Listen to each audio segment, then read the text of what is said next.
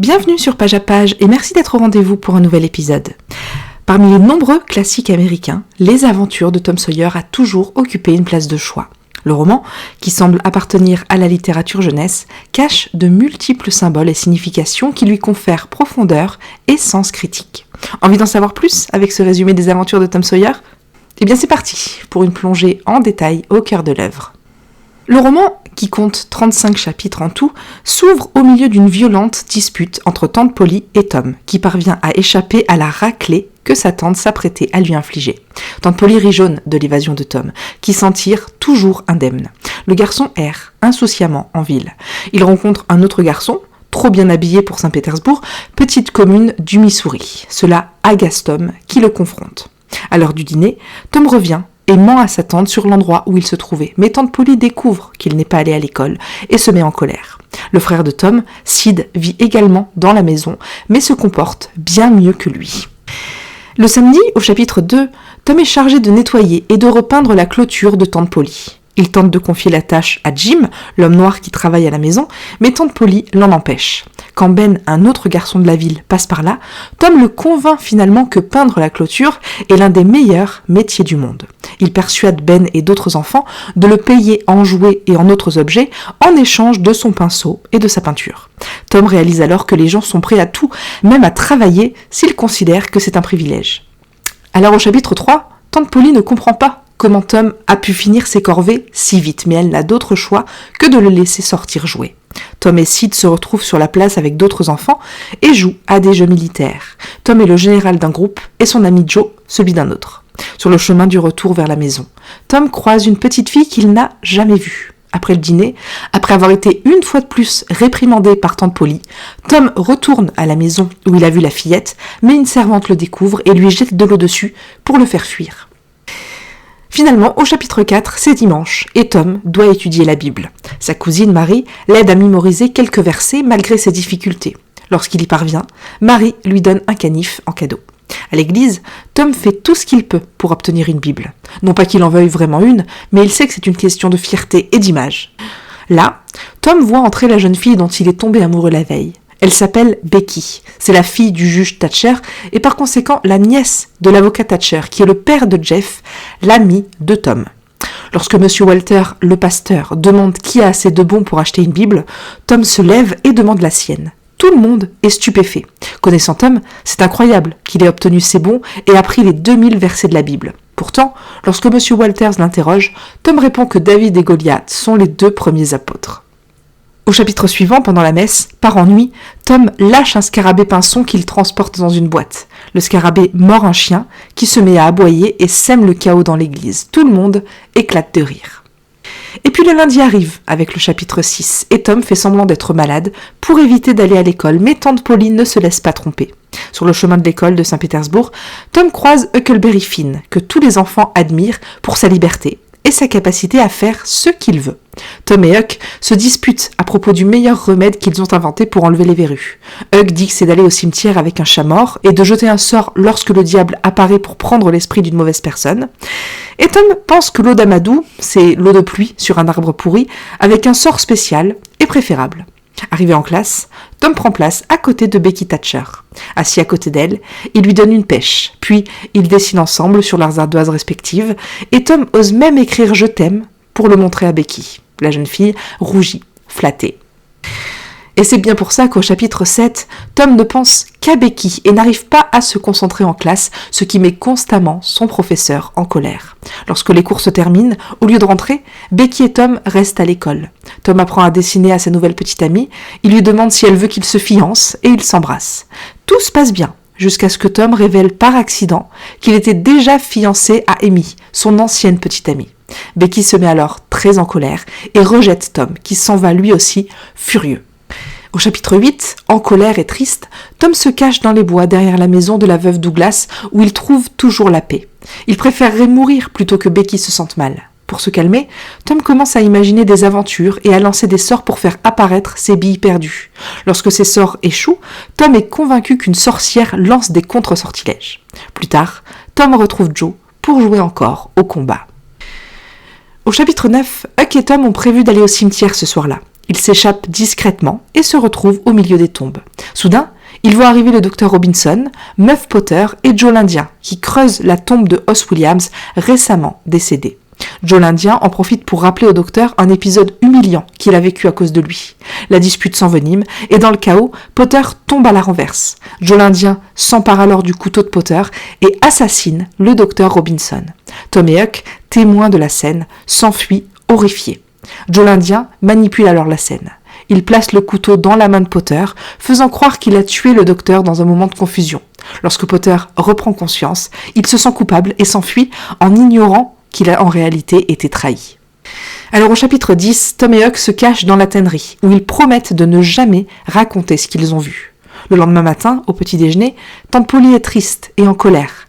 Elle dit à Tom qu'elle est blessée pour la façon dont il la traite et dont il la pousse toujours dans ses retranchements. Tom, submergé par l'émotion, fond en larmes et promet de changer, mais sa tante ne le croit plus.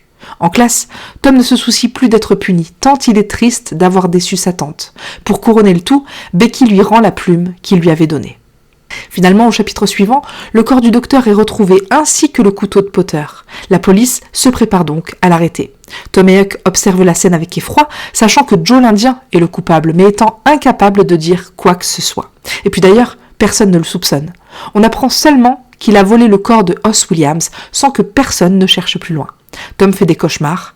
Tante Polly pense que c'est dû au choc du meurtre qui a laissé toute la ville sans voix. Mais la tristesse de Tom s'accroît encore au chapitre 12 lorsqu'il apprend que Becky est malade et ne peut pas aller à l'école. Il est si triste que Tante Polly s'inquiète et lui donne un remède naturel pour guérir son chagrin. Son goût étant horrible, Tom le donne au chat qui réagit étrangement. En classe, Tom n'a même pas envie de jouer. Il essaie d'obtenir des informations sur Becky auprès de son ami Jeff, mais celui-ci ne lui dit rien. Lorsque la fillette retourne enfin à l'école, Tom est fou de joie. Il essaie d'attirer son attention, mais Becky l'ignore. Au chapitre 13, ne se sentant plus aimé, Tom décide de s'enfuir et de devenir pirate. Il rencontre Joe Harper, qui est également bouleversé après avoir été puni par sa mère. Tom le convainc de s'échapper ensemble, de retrouver Huck et avec un radeau et quelques affaires, de se rendre à Jackson's Island. Ils partent la nuit. Tom, pendant qu'il navigue, imagine que Becky le voit partir pour sa nouvelle vie. Ils arrivent sur l'île, font un feu de joie et campent. Ils mangent de la nourriture volée et parlent avec enthousiasme de la vie de pirate qui les attend. Huck fabrique une pipe en torchis et fume. Tom et Joe lui promettent des vêtements chics comme ceux des pirates. Mais alors que Huck s'endort rapidement, Tom et Joe se sentent coupables de s'être enfuis et d'avoir volé. Ils décident de ne plus recommencer et s'endorment. Au chapitre suivant, Tom se réveille, fasciné par la nature qui l'entoure. Il réveille Joe et Huck et ils nagent ensemble. Ils découvrent que le radeau a été emporté par le courant, mais ils ne s'inquiètent pas, car ils ne veulent pas retourner à la civilisation. Pourtant, ils se sentent également nostalgiques. Leur foyer leur manque, même s'ils ne l'admettent jamais à voix haute. Après avoir pris leur petit déjeuner avec leur canne à pêche, ils explorent la petite île. En entendant le canon d'un ferry, ils se rendent compte qu'ils sont recherchés sur le fleuve Mississippi. On tire avec des canons dans la rivière pour voir si des corps en sortent, car la ville pense qu'ils sont morts. Savoir qu'ils sont au centre de l'attention les fait se sentir importants et fiers de leur exploit. À la tombée de la nuit, la nostalgie revient pourtant. Joe suggère de rentrer, mais Tom et Huck refusent. Pourtant cette nuit-là, Tom se lève, laisse un mot et quitte secrètement le camp. Il parvient au chapitre 15 à se rendre chez Tante Polly et à se cacher sous le lit sans que personne ne le voie.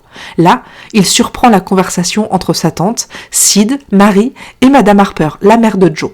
Il raconte que les enfants, bien que méchants, étaient bons et qu'ils leur manqueront. Tom découvre alors que ses funérailles sont prévues pour le dimanche. Il reste dans sa cachette jusqu'à ce que tout le monde parte et que Tante Polly s'endorme. Il décide de lui laisser un mot pour qu'elle ne souffre pas, mais il a alors une meilleure idée. Il range le mot dans sa poche et retourne sur l'île. Au chapitre suivant, après avoir fait une sieste matinale, Tom se réveille à midi. Il mange, puis les garçons cherchent des œufs de tortue, jouent dans l'eau et dans le sable, mais ils s'ennuient vite. Ils regardent vers la ville depuis l'île. Joe avoue qu'il ne s'amuse plus. Huck veut aussi partir. Tom les fait patienter en leur révélant le plan qu'il a imaginé. Cette nuit-là, Tom et Joe décident d'apprendre à fumer avec Huck.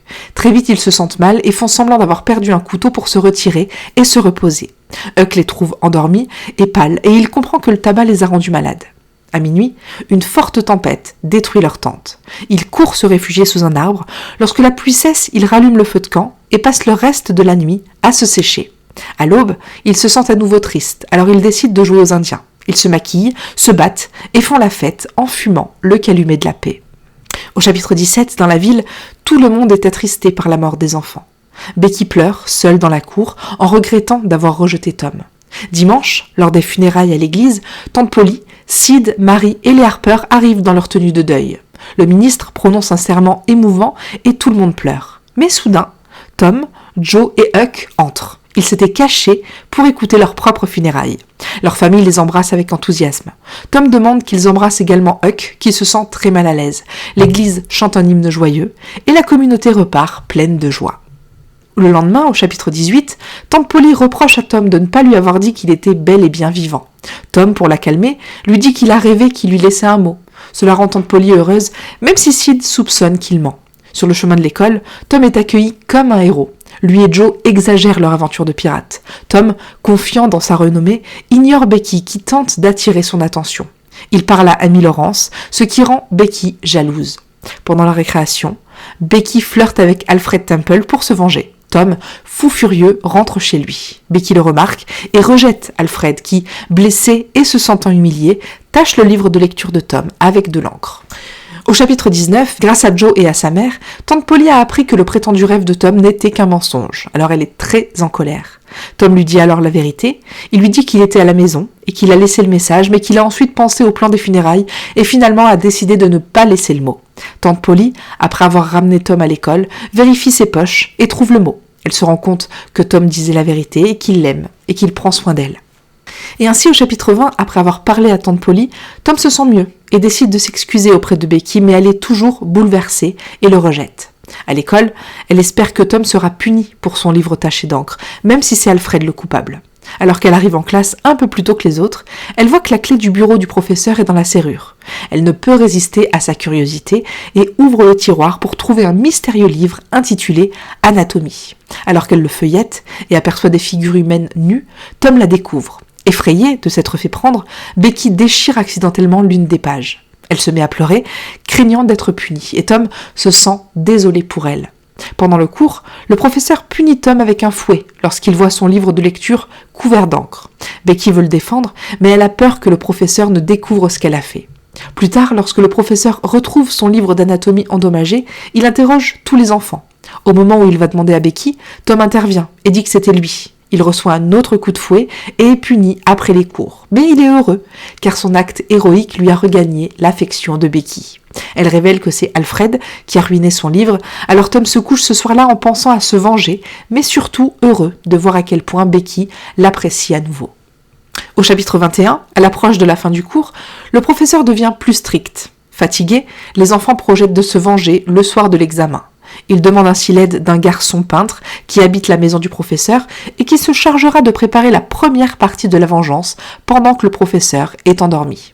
Le soir des examens, les étudiants font leur présentation. Discours, latin et concours d'orthographe. Le professeur essaie de dessiner une carte, mais comme il le fait toujours avant les grands événements, il a trop bu et n'arrive pas à bien faire les choses au tableau.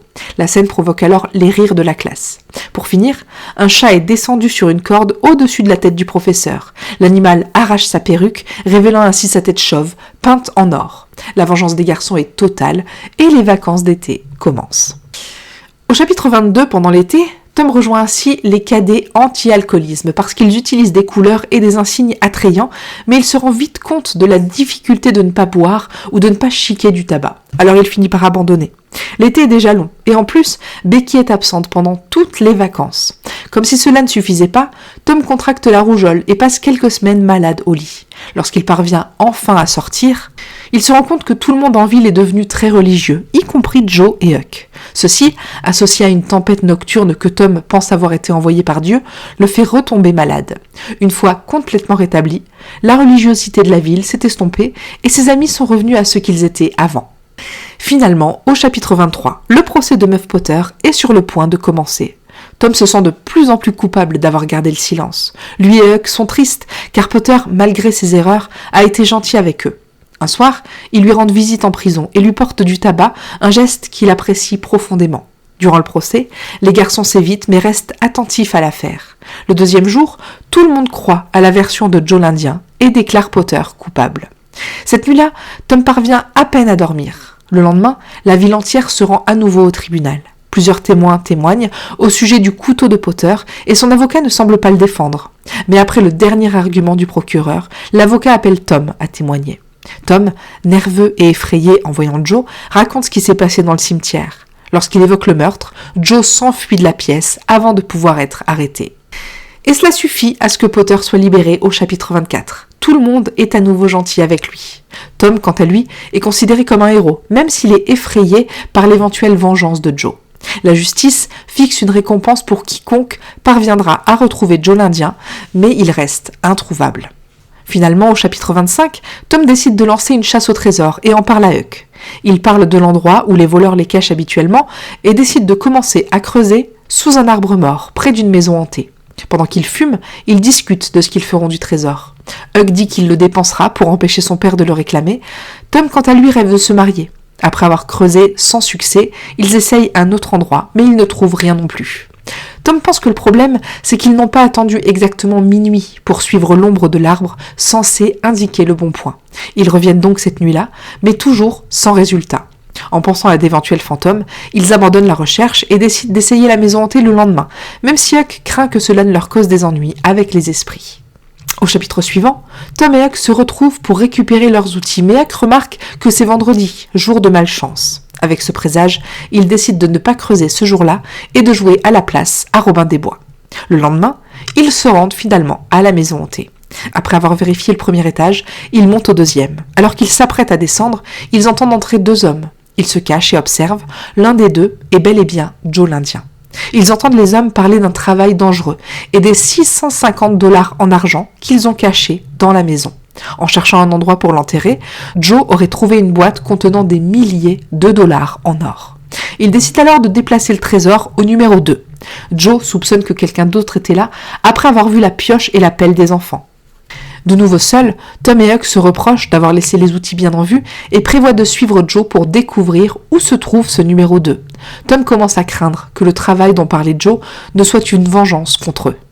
Alors au chapitre 27, Tom fait des cauchemars à propos du trésor. Après un petit déjeuner rapide, il part retrouver Huck. Il décide de retrouver Joe et en déduisent que le numéro 2 fait référence à une pièce dans une taverne.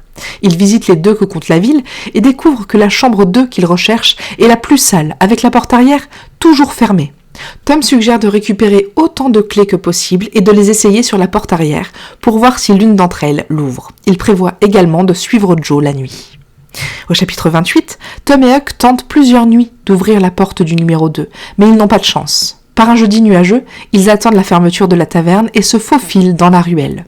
Huck regarde à l'entrée de la ruelle pendant que Tom essaie d'ouvrir la porte. Lorsque le garçon réapparaît en courant, ils s'enfuient tous les deux se cacher dans un ancien abattoir, juste au moment où une tempête commence. Tom dit que la porte était ouverte et qu'en entrant, il a failli marcher sur Joe qui dormait par terre. Il n'a pas vu le trésor ni la croix, mais il a vu de nombreuses bouteilles et barils d'alcool. Il décide que Huck veillera la nuit et dormira le jour, tandis que Tom restera dans le grenier à foin de Ben Rogers. Au chapitre suivant, Tom apprend que Becky est revenue en ville et il passe la journée à jouer avec elle en oubliant le trésor. Becky organise un pique-nique pour le samedi. Madame Thatcher dit à sa fille de rester chez les Harper à leur retour. Cependant, Tom suggère qu'il passe la nuit chez la veuve Douglas car il y a toujours de la glace là-bas, mais sans le dire à personne. Le lendemain, les enfants voyagent en ferry, jouent sur le terrain, puis explorent la grotte McDougall pendant des heures jusqu'à leur retour au coucher du soleil. Pendant ce temps, Huck surveille la chambre numéro 2. Après 11 heures, il voit sortir deux hommes avec une boîte qui, selon lui, pourrait être le trésor. Il les suit jusqu'à la carrière. Il découvre qu'ils se trouvent juste à la limite de la propriété de la veuve Douglas. Joe parle de se venger d'elle pour une vieille histoire d'humiliation. Alors Huck, alarmé, court vers la maison la plus proche, celle de Monsieur Jones, qui, avec ses enfants, prend les armes pour protéger la veuve. Huck les suit, mais s'enfuit lorsqu'il entend des coups de feu. Le lendemain matin, au chapitre 30, Huck revient chez Monsieur Jones, qui l'accueille gentiment et lui propose le petit déjeuner. Il lui raconte qu'ils ont poursuivi les deux hommes après une fusillade, mais qu'ils n'ont pas réussi à les rattraper. Huck décrit l'un des hommes sans révéler qu'il s'agit de Joe l'Indien, mais se laisse trahir par un lapsus. Jones promet de garder son secret et de ne pas dire qu'il était là. Il mentionne qu'ils ont trouvé des outils dans un colis que Joe a laissé tomber en fuyant. Cela intrigue Huck, même s'il essaie de ne pas révéler son intérêt pour le trésor. Huck se cache lorsque la veuve Douglas arrive pour remercier Jones. L'homme laisse entendre que quelqu'un d'autre l'a sauvé, mais sans dire qui. À l'église, les familles découvrent que Tom et Becky ne sont pas restés dans les maisons où ils étaient censés dormir. Ils paniquent lorsqu'ils réalisent qu'ils se sont peut-être perdus dans la grotte et que personne ne se souvient de les avoir vus monter à bord du ferry pour rentrer. Une recherche est organisée avec 200 hommes pour les retrouver, mais le lendemain arrive et on est toujours sans nouvelles d'eux. Dans la grotte, on retrouve l'inscription Becky et Tom écrite sur le mur et l'un des arcs du garçon.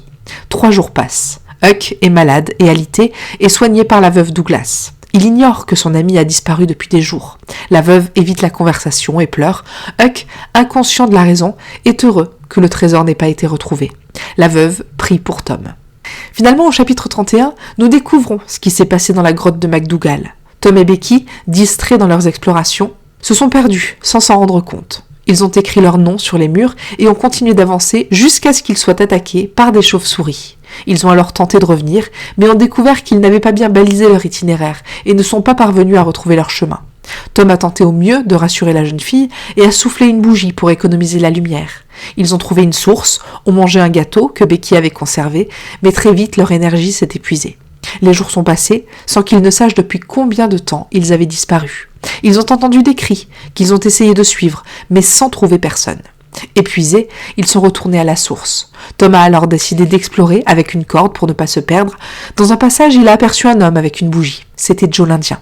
Tom a poussé un cri et Joe s'est enfui, ne sachant pas qui l'avait vu. Sans rien dire à Becky, Tom est retourné à la source. Becky, faible, a demandé à Tom de la laisser et de revenir la chercher avec de l'aide. Tom l'a embrassée et est parti, déterminé à trouver une issue.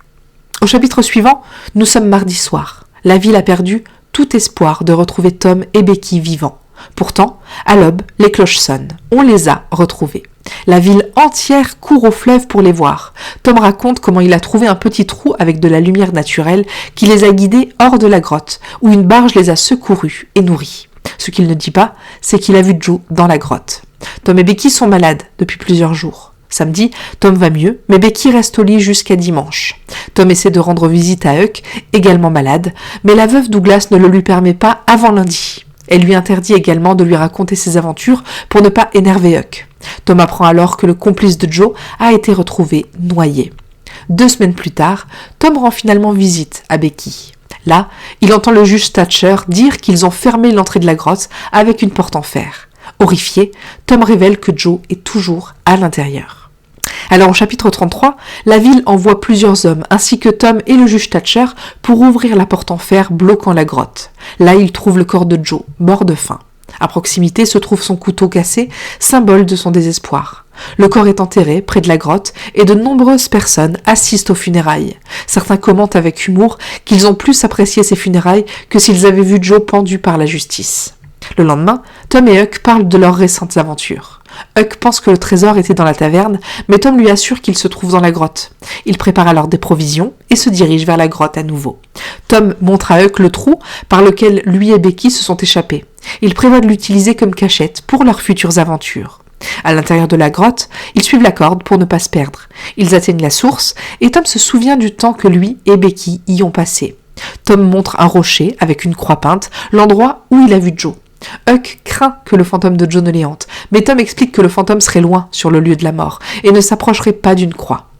Il commence alors à creuser sous la roche et trouve un coffre rempli d'or, d'armes et d'autres objets. Ils remplissent les sacs qu'ils ont apportés avec le butin et rentrent en ville au crépuscule. En route vers la maison de la veuve Douglas avec le trésor, ils rencontrent Jones qui les aide. À la maison, ils voient que de nombreuses personnes importantes de la ville sont rassemblées, dont les Thatcher, les Harper, Tante Polly, Sid et Marie. La veuve leur offre 2 nouveaux costumes et les invite à faire la fête avec eux. Au chapitre 34, Huck tente de s'échapper discrètement par la fenêtre de l'étage. Il ne sait pas comment se comporter parmi les personnes respectables et ne veut pas changer de vêtements. Sid monte les informer qu'ils ont cherché Tom toute la journée et que la veuve Douglas a organisé une fête en l'honneur de Monsieur Jones et de ses fils pour leur courage dans la lutte contre Joe.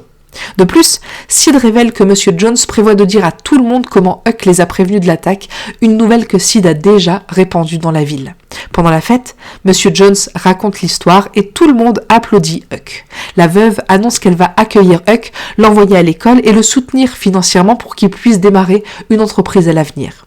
Tom l'interrompt pour dire que Huck est déjà riche, provoquant les rires des personnes présentes.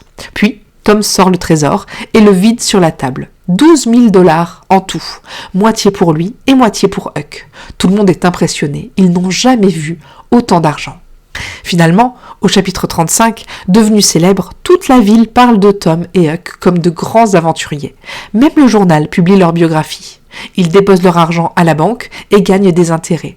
Le juge Thatcher admire Tom et promet de l'aider à entrer à l'Académie militaire nationale et à la faculté de droit, reconnaissant son courage et sa responsabilité.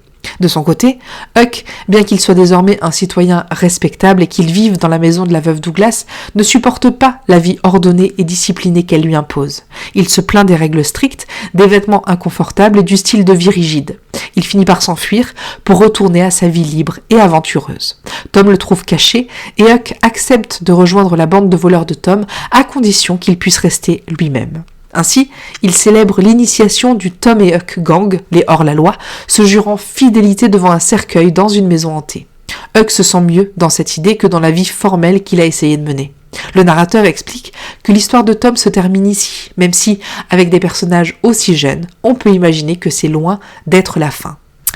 Et en effet, Tom Sawyer est un préadolescent espiègle, avec beaucoup d'inquiétude mais aussi beaucoup d'imagination. Son désir d'aventure le met face à des réalités complexes, auxquelles, puisqu'il est encore enfant, il n'est pas préparé, comme être témoin d'un meurtre par exemple. Malgré son comportement enfantin et impulsif, Tom a un grand cœur et est toujours prêt à aider ses amis ou toute autre personne dans le besoin. Huckleberry Finn, de son côté, occupe une place secondaire dans les aventures de Tom Sawyer, en tant qu'ami du protagoniste, mais Mark Twain lui a consacré un roman entier avec les aventures d'Huckleberry Finn. Huck est également un enfant à problème, mais sa situation familiale est bien plus précaire et violente que celle de Tom. Il vit avec un père ivre, ce n'est donc pas par simple désir, mais par besoin qu'il s'échappe. Il est courageux et n'a pas peur de se retrouver seul face à l'adversité. Le reste des garçons l'envie. Mark Twain propose ainsi une réflexion sur la vision de l'enfant versus celle de l'adulte qui reconnaîtrait que Huck n'est pas exactement libre. Enfin, Joe Harper est l'autre grand ami de Tom. Au début, il a plus d'importance, mais d'une certaine manière, Huck le remplace dans le rôle du compagnon d'aventure de Tom. Il est plus calme que les deux autres. Il participe à des jeux symboliques, comme Robin des Bois, mais pas aux soirées. Et lorsqu'il s'enfuit à Jackson's Island, sa maison lui manque immédiatement. Parmi les personnages secondaires, nous retrouvons également Tante Polly, personnage adulte du roman, qui agit comme un contrepoint à l'enfance. Elle symbolise la réalité, à l'opposé des fantasmes enfantins.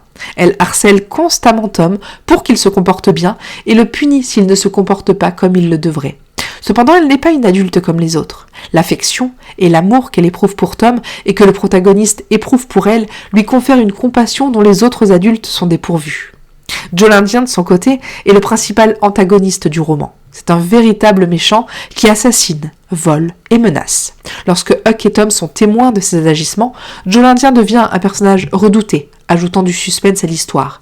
Il cherche constamment à se venger des humiliations subies, ce qui témoigne de sa marginalisation. D'un point de vue antiraciste, le personnage de Joe l'Indien, un homme métis, a été perçu comme stéréotypé. Il veut se venger de la veuve Douglas, car lorsque Joe était esclave, son défunt mari était son maître et le maltraitait.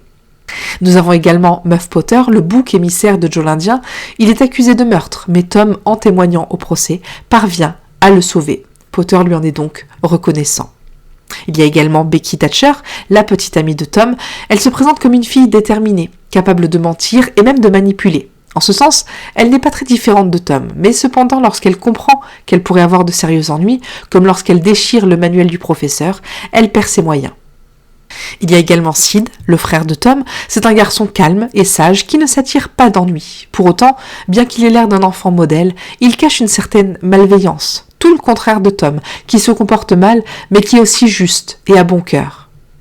La veuve Douglas, quant à elle, est une femme agréable qui finit par adopter Huck en remerciement de lui avoir sauvé la vie, même si celui-ci ne reste pas avec elle très longtemps. Et Marie, la cousine de Tom et Sid, fille de Tante Polly. C'est une jeune femme polie, douce, qui prend soin des siens. Comme Tante Polly, elle représente une femme charitable et attentionnée. Pour ce qui est du genre littéraire, bien que Twain n'ait pas écrit ce livre spécifiquement pour les enfants, plutôt pour le grand public, Les Aventures de Tom Sawyer a progressivement intégré le canon de la littérature pour jeunes adultes. Pourtant, il est difficile de classer Les Aventures de Tom Sawyer dans un genre littéraire unique. Une partie de sa richesse réside précisément dans le fait qu'il combine plusieurs genres. Le plus évident, c'est qu'il s'agit d'un roman d'aventure. L'œuvre s'articule autour des aventures de Tom et de ses amis. Excursions, malice, découvertes et dangers sont au cœur du récit. Cependant, ces aventures offrent plus que de simples mouvements et défis. Elles permettent également aux protagonistes de grandir. Cela amène les critiques à s'accorder à dire qu'il s'agit d'un roman d'apprentissage, Tom évoluant tout au long du récit.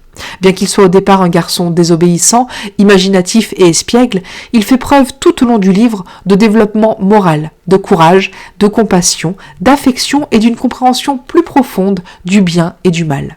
Sa transformation est particulièrement évidente lorsqu'il décide de témoigner au procès pour sauver l'innocent Muff Potter, ou lorsqu'il sauve Becky du fouet et prend soin d'elle dans la grotte. Enfin, il est intéressant de considérer la nature de voyou de Tom. Ce n'est pas un protagoniste comme Lazario de Tom, par exemple, mais Tom possède certains traits du voyou classique. Il est rusé, enfreint les règles, trompe les adultes et obtient ce qu'il veut grâce à son ingéniosité. Pourtant, contrairement aux voyous traditionnels, Tom n'est pas un paria et n'agit pas uniquement pour survivre. Cette étiquette ne s'applique donc que partiellement. Pour ce qui est de la comparaison que l'on peut faire entre Tom et Huck, le fait d'avoir le même auteur et la même approche a toujours rendu Les Aventures de Tom Sawyer et Les Aventures de Huckleberry Finn particulièrement similaires. Ils font partie de la même série, qui comprend également d'autres romans. L'objectif ici n'est pas tant de comparer les deux, mais plutôt leurs protagonistes.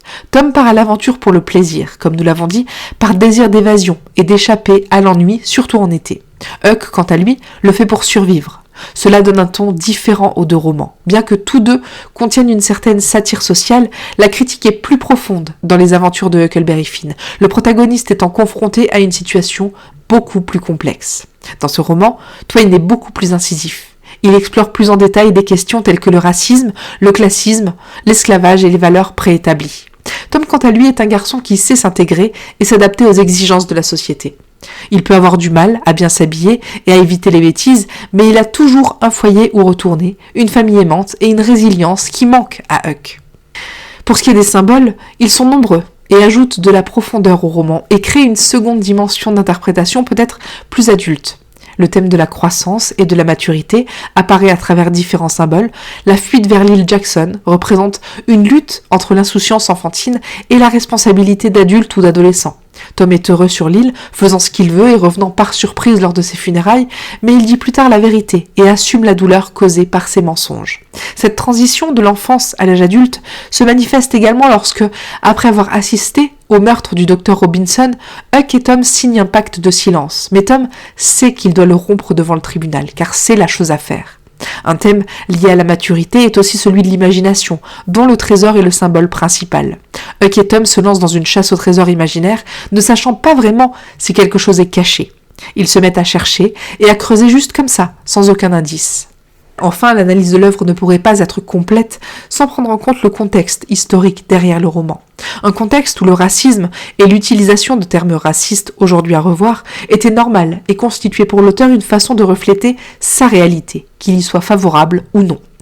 L'histoire se déroule en 1840, une époque cruciale pour les États-Unis, alors que le pays est en pleine invasion de territoires à l'ouest, d'où le conflit avec les sociétés autochtones comme Joe l'Indien. À ce moment, le mouvement anti-esclavagiste bat son plein, ce qui entraîne une restructuration sociale que tout le monde n'est pas prêt à accepter alors. En ce sens, et malgré la terminologie raciste de l'auteur en tant que personne blanche, Twain est favorable à l'abolition de l'esclavage. Ainsi, un thème récurrent dans sa littérature, y compris dans ce roman, est l'hypocrisie morale de la société américaine et plus particulièrement de l'Église. Des gens qui se croyaient bons et justes, asservissaient et marginalisaient pourtant ceux qui étaient différents. Il est également révélateur que l'industrialisation ait créé de nouveaux modèles économiques, notamment dans les villes. Cela contraste avec le contexte rural des aventures de Tom Sawyer et la région du Mississippi où Mark Twain a également grandi. Finalement, à travers les aventures de Tom Sawyer, Mark Twain nous offre une série de leçons de morale pour petits et grands. Bien que présentées avec humour et légèreté, elles émergent de l'expérience des conflits et du divertissement, ce qui les rend plus efficaces et plus pertinentes pour le lecteur.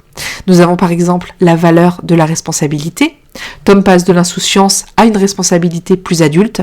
Nous avons l'amitié comme lien. La relation entre Tom et Huck offre de nombreux indices sur la loyauté, la camaraderie et le respect entre égaux. Bien que Huck soit un paria et que Tom l'ait peut-être méprisé par le passé, il le traite comme un égal et l'inclut dans ses jeux, dans ses manigances et dans ses aventures. Et enfin, nous avons les vraies valeurs.